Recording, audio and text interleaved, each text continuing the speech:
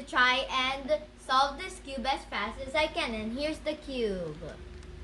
It's all scrambled up. Now what I'm going to do is to just solve it. The timer starts now.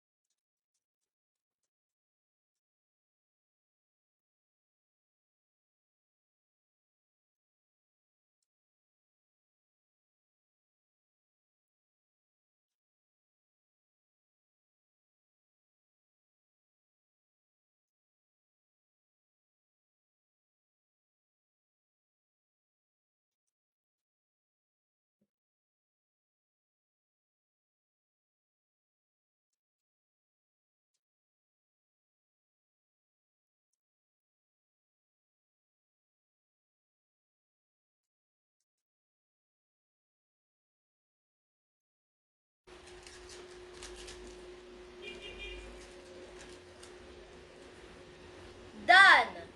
And here's the cube now. Yeah. And how fast did I do it? Only 2 minutes and 37 seconds and 79 and 78 milliseconds. Oh, wow. And that's how fast I can go. Oh, wow. And that's all for today. Bye!